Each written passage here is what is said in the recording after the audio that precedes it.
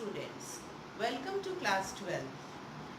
I hope that in class 12 you will study seriously and not like class 11. Your class 12 syllabus of history is divided into 8 chapters. Out of these 8 chapters, 4 will be taught by Paramita ma'am and 4 will be taught by me. I'll begin my part from chapter 2, second chapter. Paramita ma'am will start from chapter 1. You can have the books. This is the Chaya Prakashani book, and this is better book than Kollan Chaudhury's Oriental Publications book. I would suggest, if possible, you consult both the books.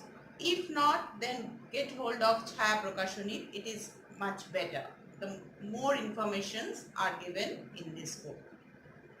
So chapter 2 in your history syllabus, it deals with colonialization and imperialism. Before we begin, let me tell you that class 12 syllabus of history consists of absolutely international history, modern history, as regarding the world and the Indian context. So we will concentrate the modern history in international field as well as Indian context. So chapter 2, as I was telling you, deals with imperialism, colonialism. Now, colonialism and imperialism, these are more or less same meaning. There is a very thin difference, very narrow difference between these two words. Both the words have been derived from Latin words. Imperialism from Latin imperia and colonialism from Latin colonia. Now, imperialism and colonialism, let us study them in detail. Imperialism implies control, military, economic control of an advanced and wealthy state over comparatively weak areas. That means if a country is well advanced, developed and has a lot of wealth and other resources, tries to control and exert its supremacy over comparatively underdeveloped, non-developing areas or poor, impoverished areas. So imperialism is the economic and political control of a wealthy and advanced state over an underdeveloped poor area. Colonialism happens when a group of people settle down in a different country away from their motherland and accept the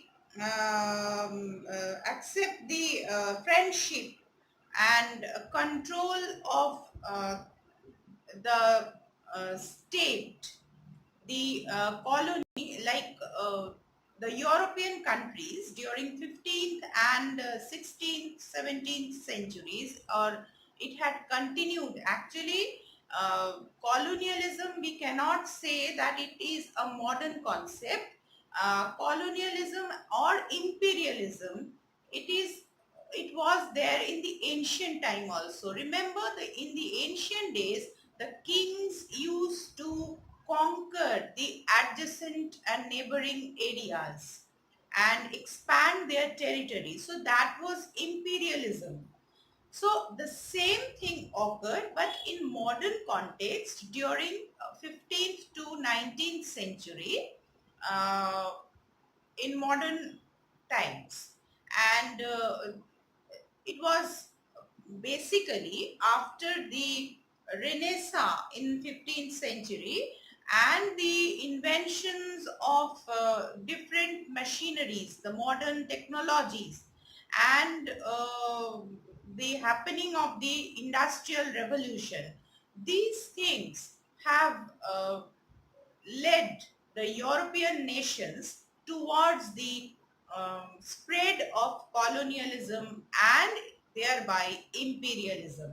Colonialism occurred first because colonialism, I have told that it is that a group of people from a well developed country settles down away from their motherland, mother country, in an area which is underdeveloped, and they set over there to for their monetary profit, monetary gain.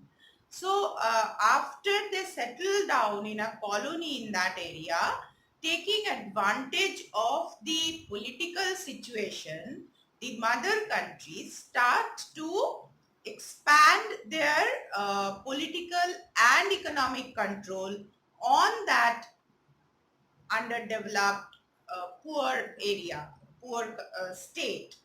And when they take up the control of the political and economic control of that area, it turns into imperialism. So colonialism, colony setting up of colony begins first, and then it in turn takes the shape of imperialism.